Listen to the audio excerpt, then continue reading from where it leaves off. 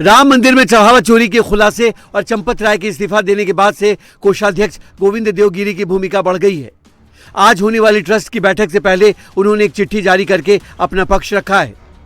इस चिट्ठी में गोविंद देवगिरी ने कोषाध्यक्ष के रूप में अपनी भूमिका स्पष्ट की है। स्वामी गोविंद देव ने कहा कि कोषाध्यक्ष पद के लिए उन्होंने कभी निवेदन नहीं किया। वो हर महीने 1.5 महीने में अयोध्या आते हैं। प्रवास के लिए न्यास से 1 रुपया नहीं लिया। इसके साथ ही स्वामी गोविंद देवगिरी ने चढ़ावे के हर एक पैसे का हिसाब भी बताया है। गोविंद गिरी ने दावा किया कि कोष में जमा सारे डोनेशन का हिसाब है। कोष में जमा रकम की कभी भी जांच की जा सकती है। उनके सहयोगी चार्टर्ड अकाउंटेंट अयोध्या आते रहते हैं। चार्टर्ड अकाउंटेंट पैसे का हिसाब किताब करते हैं। स्वामी गोविंद देवगिरी ने दावा किया कि ट्रस्टी बनने के समय से अब तक उन्होंने किसी से भी कुछ भी नगद राशि या वस्तु मंदिर के लिए स्वीकार नहीं की है। मंदिर के चढ़ावे से उनका कोई लेना देना नहीं है। साथ ही गोविंद गिरी ने साफ कर दिया कि राम मंदिर में होने वाला खर्च सीधे बैंक से होता है। वो अधिकृत हस्ताक्षरकर्ता नहीं है। स्वामी गोविंद गिरी ने कहा कि उनके पास कोई चेकबुक नहीं होते। पेमेंट कैश से नहीं, सीधे बैंक से होते हैं। हुंडी में चढ़ावा की गिनती में उनका रोल नहीं। चढ़ावा गिनने का काम न्यास के लोग देखते हैं। इसके साथ ही स्वामी गोविंद देवगिरी ने ट्रस्ट की बैठक का एजेंडा बता दिया। उन्होंने दावा किया कि कोई भी कितना भी बड़ा हो बचेगा नहीं। अब सबकी नजर ट्रस्ट की बैठक पर है, जिसमें आज राम मंदिर ट्रस्ट के भविष्य पर फैसला होगा। और इस वक्त सीधे चलते हैं अयोध्या, जहां पर हमारी सहयोगी रुचि कुमार हमारे साथ जुड़ गई हैं। रुचि, जरा हमें बताइएगा कि आज जो बैठक होने जा रही है, इस बैठक में कौन कौन से सदस्य हैं जो फिजिकली प्रेजेंट रहेंगे और कुछ ऐसे भी हैं जो शायद वाया वीडियो कॉन्फ्रेंसिंग के जरिए जुड़ेंगे। लेकिन साथ ही बैठक का एजेंडा लेकर क्या पूरी तरह से साफ कर दिया गया है कि किस वजह से आज की बैठक हो रही है?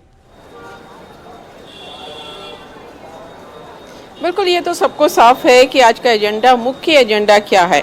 अब अगर आप निर्मोही अखाड़े के जो अध्यक्ष हैं दीनेन्द्र दास, वो ट्रस्ट के मेंबर हैं, वो अयोध्या के बाहर हैं। शाम को 5 बजे तक अयोध्या वापस लौट पाएंगे। उनका कहना है कि वो वीडियो कॉन्फ्रेंसिंग से इस मीटिंग में जुड़ेंगे। अब के पराशरन है, 90 साल से ज़्यादा उनकी उम्र है, चेन्नई में रहते हैं। वकील, सुप्रीम कोर्ट के जो मुख्य वकील थे पूरे मामले के, वो वेब कैम से जुड़ेंगे। इसके अलावा विश्व प्रसन्न तीर्थ महाराज हैं, ये वेब कैम से जुड़ेंगे।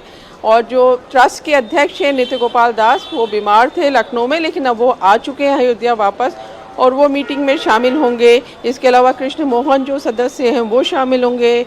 गोविंद देवगिरी जी महाराज जो कोषाध्यक्ष हैं वो शामिल होंगे।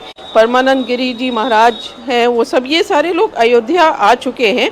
स्वामी वासुदेवानंद सरस्वती ये भी अयोध्या आ चुके हैं। और चंपत राय और डॉक्टर अनिल मिश्रा तो अयोध्या में ही रहते हैं।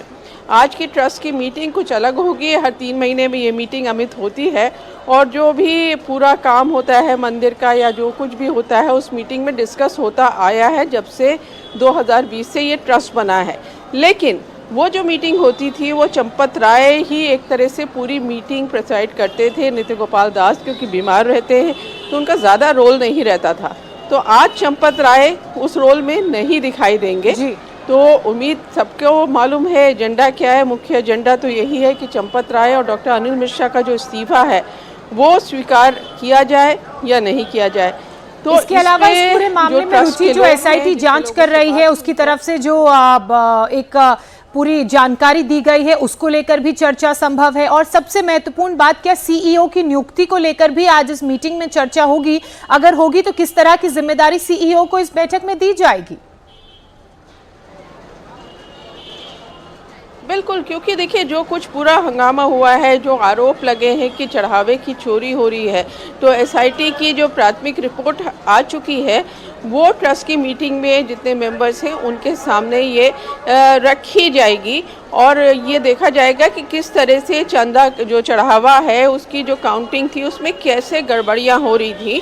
और इस बात पे भी विचार होगा कि इसको कैसे बेहतर किया जाना चाहिए, क्या क्या व्यवस्था है जिनमें सुधार की ज़रूरत है।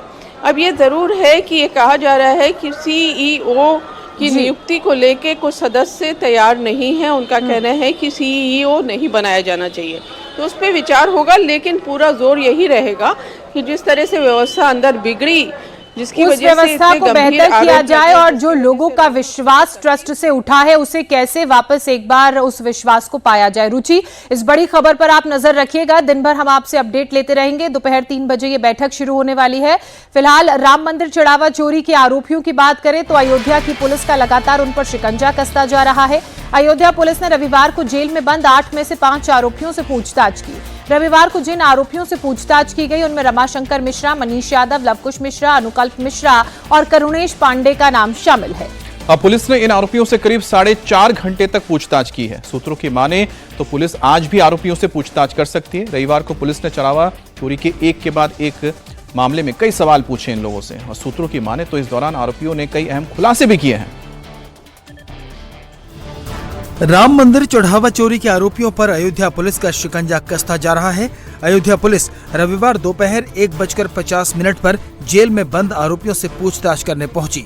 आरोपी रमाशंकर मिश्रा, मनीष यादव, लवकुश मिश्रा, अनुकल्प मिश्रा और करुणेश पांडे से करीब 4.5 घंटे पूछताछ की गई।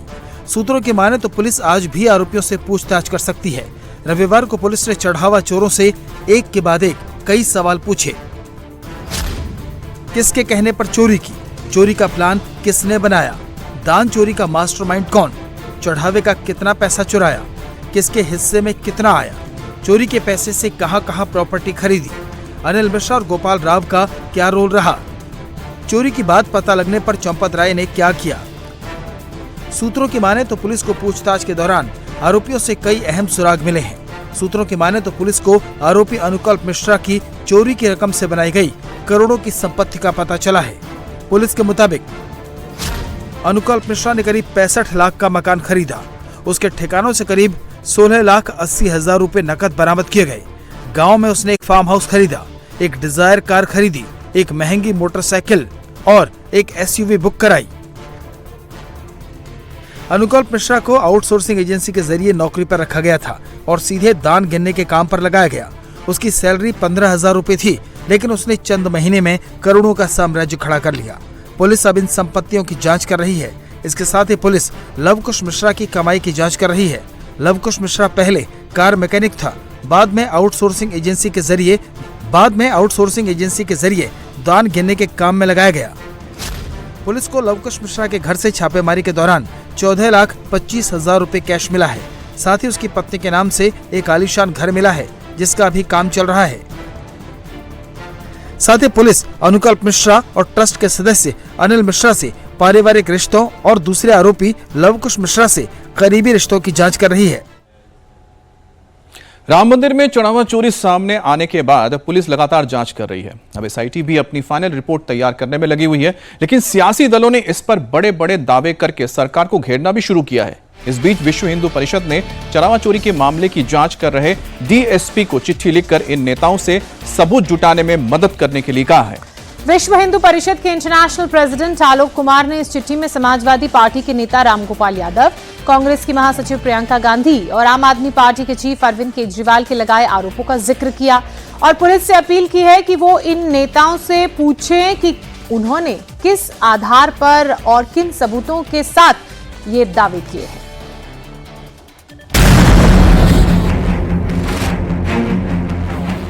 प्रियंका जी ने कहा है हजारों करोड़ का चढ़ावा आता है, हमारी जानकारी में नहीं है। प्रोफेसर रामगोपाल यादव जी ने कहा कि 20,000 करोड़ से ज्यादा का घपला है।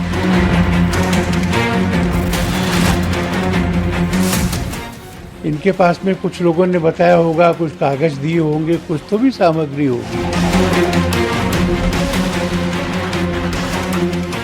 इनको पता तो हो गई जो इन्होंने कहा है, तो उसके बारे में पुलिस समझ लेगी इनसे।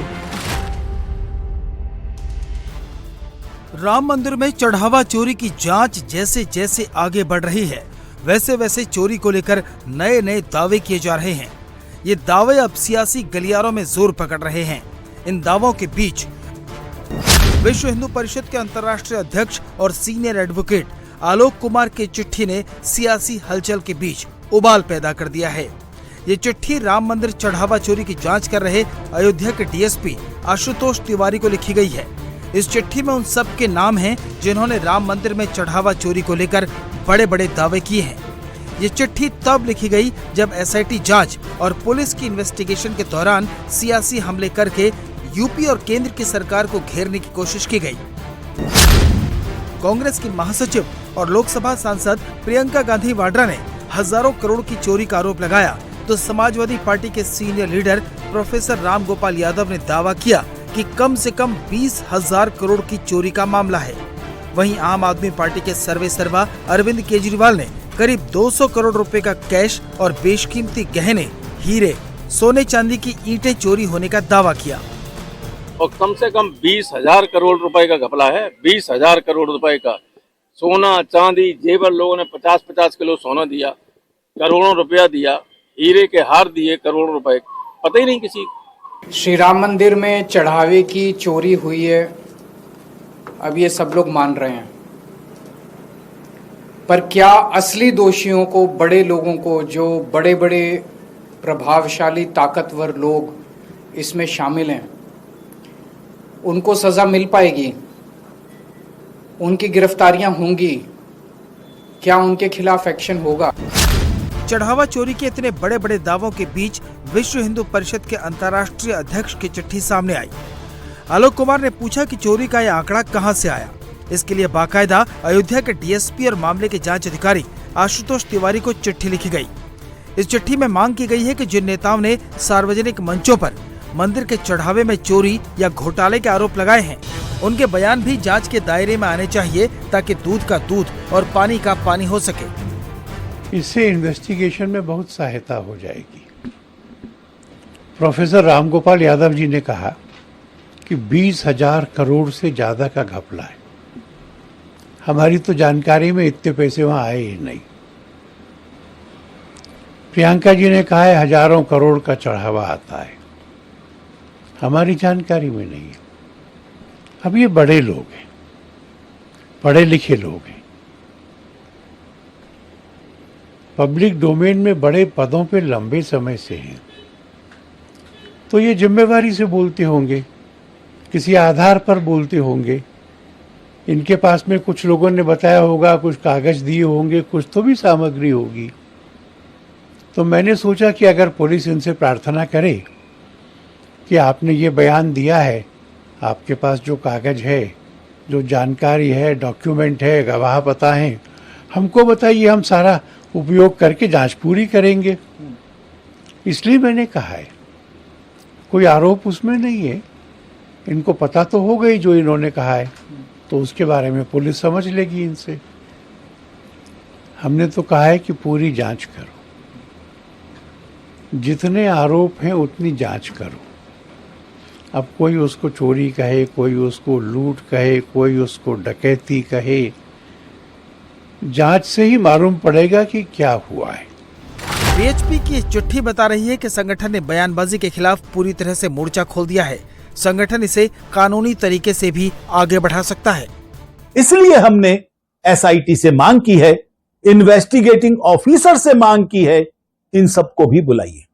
आपने संजय सिंह को भी बुलाया, सफाई नहीं दे सके वो, इनको भी बुलाइए। और यदि इनके पास तथ्य नहीं है तो इनके विरोध में कानूनी कार्यवाही होनी चाहिए। अब नहीं हो सकता कोई भी आरोप लगाए और झूठे आरोप लगाकर सनसनी फैलाकर भाग जाए। हम भागने नहीं देंगे। हमारी लीगल टीम इस विषय पर सजग निगाहें रखे हुए है। आपके पास तथ्य हैं, आइए, हम आपका स्वागत करते हैं। जांच में सहयोग दीजिए, लेकिन केवल आस्थाओं को तोड़ने के लिए, हिंदुओं को अपमानित करने के लिए, राम भक्तों को आहत करने के लिए अगर आप इस तरह के आरोप लगाएंगे तो हम इसको अब स्वीकार नहीं करेंगे।